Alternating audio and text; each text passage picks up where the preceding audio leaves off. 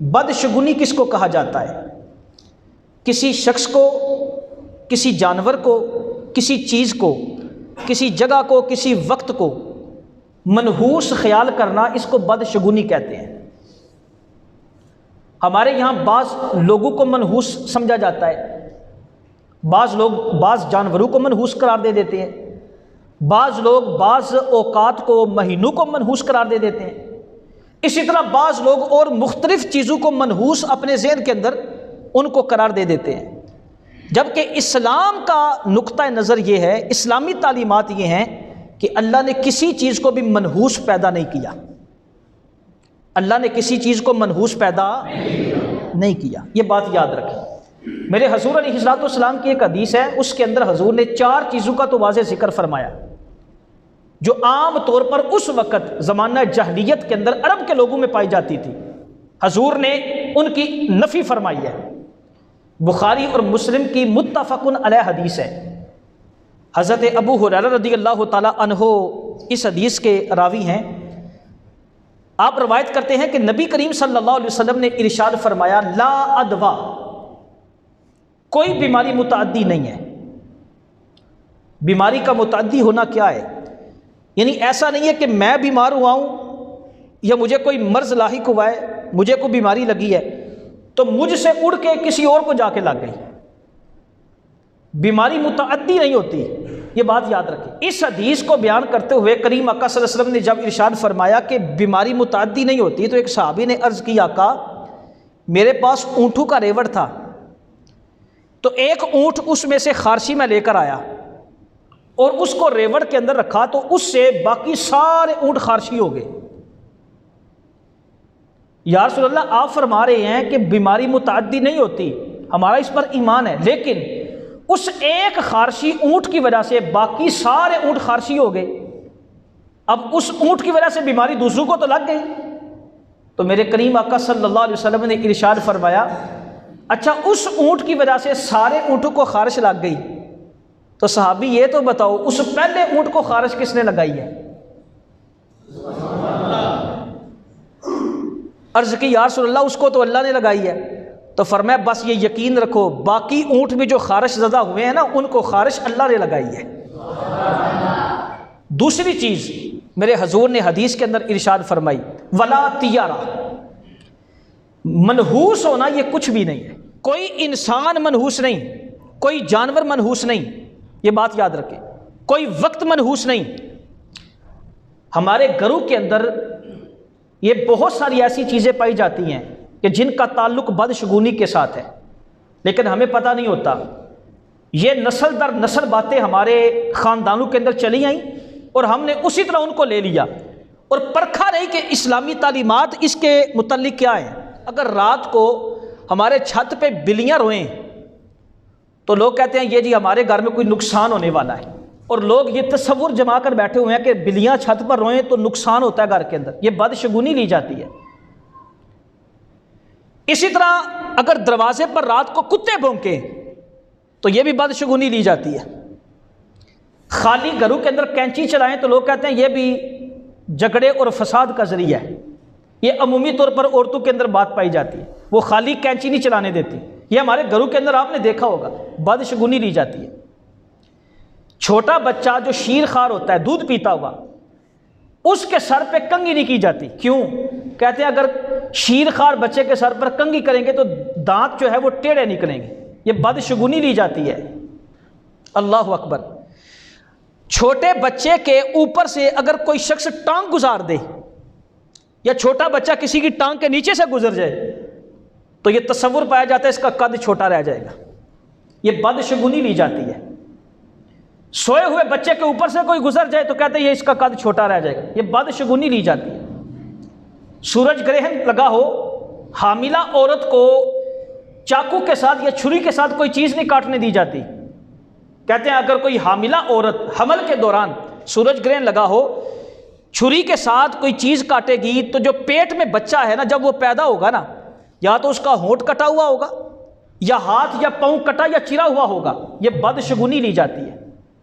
اگر کسی کی سیدھی آنکھ پھڑکے تو کہتے ہیں آج نقصان ہونے والا ہے، یہ بدشگونی لی جاتی ہے۔ اگر پاؤں پر خارش ہو نیچے تلووں کی جانب کہتے ہیں آج ہمارا کوئی مال نکلنے والا ہے، یہ بدشگونی لی جاتی ہے۔ زلزلے کے وقت کہتے ہیں کہ اگر کوئی شخص بھاگتے ہوئے گر جائے تو گونگا ہو جائے گا، یہ بھی باتیں سننے کو ملتی ہیں، یہ بھی بدشگونی لی جاتی ہے۔ اللہ اکبر۔ پہلا گاہک دکان پر سودا لیے بغیر چلا جائے تو کہتے ہیں یہ منحوس ہے، بدشگونی لی جاتی ہے، آج میری دکان اچھی نہیں چلے گی۔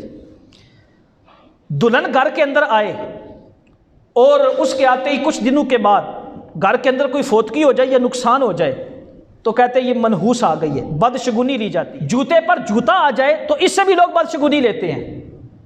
مہمان گھر میں آئے اور جب چلے گئے تو فوراً کہتے ہیں جھاڑو نہ دو، فوراً جھاڑو دو گے تو گھر کے اندر نقصان ہوگا، یہ بھی بدشگونی لی جاتی ہے۔ مغرب کے بعد گھروں کے اندر ہمارے جھاڑو نہیں دیا جاتا، کیوں؟ کہتے ہیں کہ اس سے نقصان ہوتا ہے، یہ بھی بدشگونی لی جاتی ہے۔ حضرت میں عرض کر رہا ہوں بہت سارے معاملات ایسے ہیں کہ جو ہم نے ہندو سے غیر مسلموں سے لے کر اپنے اندر رائج کر لی، اسلام کا ان چیزوں سے تعلق نہیں ہے، لیکن ہم نے ان کو اپنا لیا ہے، اور ایسا ہم نے ان پر عقیدہ رکھ لیا، ذہن رکھ لیا، سوچ رکھ لی کہ ہم اس کے مخالف جانے کو بالکل تیار نہیں، کریں تو گھر والے سارے مخالفت کریں گے، اللہ نہ کرے مغرب کے بعد گھر میں جھاڑو دینے کی وجہ سے اگر کوئی نقصان ہو گیا تو کہیں گے یہ بس ہم نے کہا تھا نا اس کی وجہ سے نقصان ہوا ہے۔ عمومی طور پر لوگ کہتے ہیں کہ رات کو آئینہ نہیں دیکھنا چاہیے، بات سننے کو ملتی ہے نا، کہتے ہیں رات کو شیشہ نہیں دیکھنا چاہیے، آئینہ نہیں دیکھنا چاہیے، کیوں؟ کہتے ہیں چہرہ بگڑ جائے گا، چہرے پر جھریاں نکل آئیں گی، یہ بدشگونی لی جاتی ہے۔ میں عرض کر رہا ہوں ایسی بہت ساری باتیں ہیں جو علماء نے جن کی نشاندہی کی ہے، جو ہمارے گھروں کے اندر روزمرہ کے معاملات میں دیکھی جاتی ہیں، لیکن ہم ان سے بدشگونی لیتے ہیں۔ اچھا 1 گھنٹے کی تقریر بھی لوگ سن لیں گے، ساری باتیں قرآن و حدیث سے بتا بھی دی جائیں گی، لیکن باہر نکل کے بندہ پھر کہے گا اور نہیں یار کچھ نہ کچھ تو ہے نا ضرور، سورج گرہن لگا ہو تو عورت کو نہیں وہ کاٹنا چاہیے، ہو سکتا ہے بچے کا ہونٹ کٹا ہوا ہو جائے، ہو سکتا ہے۔ یہ ضعف الاعتقادی ہے، اللہ پر توکل کمزور ہو گیا ہمارا، اس ضعف الاعتقادی نے ہمیں خود اعتمادی سے بھی دور کر دیا، توکل سے بھی دور کر دیا۔ میرے کریم آقا صلی اللہ علیہ وسلم نے ارشاد فرمایا کہ ولا طیارہ، کوئی چیز منحوس نہیں ہوتی۔ بعض لوگ الو کو منحوس سمجھ لیتے ہیں، یہ الو ایک لفظ ہی ایسا ہے کہ جو ہی زبان پہ آتا ہے تو تصور ایک نحوست کی طرف چلا جاتا ہے، جبکہ میرے حضور صلی اللہ علیہ وسلم نے اسی حدیث کے اندر تیسری چیز جو بیان فرمائی، حضور نے فرمایا ولا ہاما، الو کا منحوس ہونا یہ کچھ بھی نہیں۔ کہتے ہیں رات کو ہمارے چھت پر الو بیٹھا رہا تو اس کی وجہ سے کیا ہوگا جی، صبح جھگڑا ہو جائے گا، لڑائی ہو جائے گی۔ تو تیسری چیز میرے حضور نے فرمایا ولا ہاما، الو کے بارے میں ہمیں یہ عقیدہ رکھنا چاہیے کہ یہ منحوس نہیں ہے۔ اور چوتھی چیز حضور نے حدیث میں بیان فرمائی ولا سفرا، سفر کا مہینہ منحوس نہیں ہے۔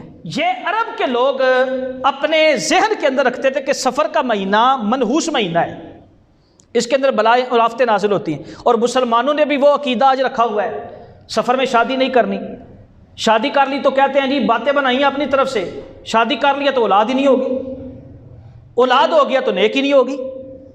عجیب عجیب فلسفے تراش رہے ہیں لوگ اپنی اختراع کے اندر، اپنے ذوم کے اندر اور اپنے ذہن کے اندر کیسے کیسے توہمات پالے ہوئے ہیں، جبکہ سنو یار اسلامی تعلیمات کیا ہیں۔ لوگ آج کہتے ہیں سفر کے مہینے میں شادی نہ کرو، شادی کامیاب نہیں ہوتی۔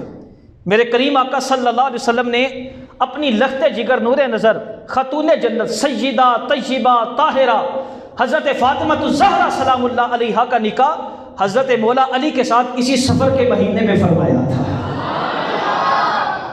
سفر کے مہینے، وہ کہتے ہیں جی شادی نہ کرو، شادی کر لی تو پھر اولاد نہیں ہوگی۔ بتاؤ یار، رب نے پھر مولا علی کو اور حضرت فاطمہ الزہرا سلام اللہ علیہا کو جو اولاد عطا فرمائی ہے، حسن و حسین اور زینب جیسے جنتی پھول عطا فرمائے ہیں۔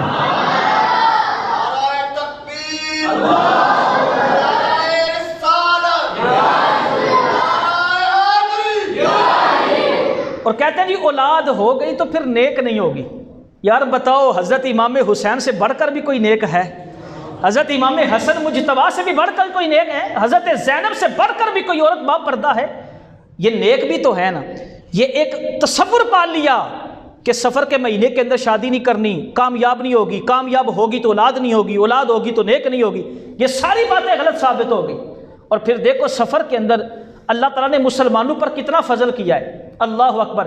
خیبر کا قلعہ جو مسلمانوں کو فتح ہوا ہے، یہ اللہ تعالیٰ نے 7 ہجری سفر کے مہینے کے اندر مسلمانوں کو عطا فرمایا ہے، اللہ اکبر۔ اور یہاں تک نہیں بلکہ 8 ہجری کے اندر نبی کریم صلی اللہ علیہ وسلم کے جلیل القدر صحابی حضرت خالد بن ولید، جن کو سیف اللہ کا لقب دیا گیا، اللہ کی تلوار، سیف اللہ حضرت خالد بن ولید، اور دوسرے صحابی حضرت عمر بن عاص، اور تیسرے صحابی حضرت عثمان بن طلحہ ابدری رضی اللہ تعالی عنہم، یہ تینوں جلیل القدر صحابی سفر کے مہینے میں حضور کے پاس آئے اور دامن اسلام کے اندر داخل ہو جاتے ہیں۔ ہمارے نزدیک ہے سفر ایک منحوس مہینہ، سفر منحوس مہینہ نہیں ہے، بابرکت مہینہ، یہ تو سفر المظفر ہے۔ تو میرے حضور نے چوتھی چیز ارشاد فرمائی ولا سفرا، کہ سفر بھی منحوس نہیں ہے، یہ بات یاد رکھیں۔ آج ہمیں ضعف الاعتقادی کے اندر دھکیل دیا گیا اور یہ باتیں ہمارے سامنے رکھی گئیں، یہ فلاں چیز منحوس ہے، فلاں شخص منحوس ہے، فلاں جانور منحوس ہے، فلاں جناب وقت منحوس ہے، فلاں مہینہ منحوس ہے۔ اسلام کے اندر کوئی بھی چیز منحوس نہیں ہے۔ ہاں نحوست ہے تو وہ ہمارے گناہوں کی ہے، ہماری بد اعمالیوں کی ہے۔ اگر ہمارا نقصان ہوتا ہے، تکلیف پہنچتی ہے، ہماری طرف کوئی آفت آتی ہے، ہمیں کوئی پریشانی پہنچتی ہے، تو اس کی وجہ ہمارے گناہ ہیں۔ یہ الو نہیں ہے، سفر کا مہینہ نہیں ہے، یہ بلی کا رستہ کاٹ جانا نہیں ہے، رات کو بلیوں کا چھت پہ رونا نہیں ہے، دروازے پہ کتے کا بھونکنا نہیں ہے، یہ کسی اندھے شخص کے دیکھنے کا نہیں ہے، یہ ایمبولینس کی آواز سننے کی وجہ سے نہیں ہے ہمارا نقصان ہوا، یہ نہیں ہے کہ پہلا گاہ خالی چلا گیا، ہمارے پاس جو ورکر ہے وہ نااہل ہے، اس کی وجہ سے نہیں ہے، بلکہ غور کرو یہ ہماری بد اعمالیوں کی وجہ سے ہے۔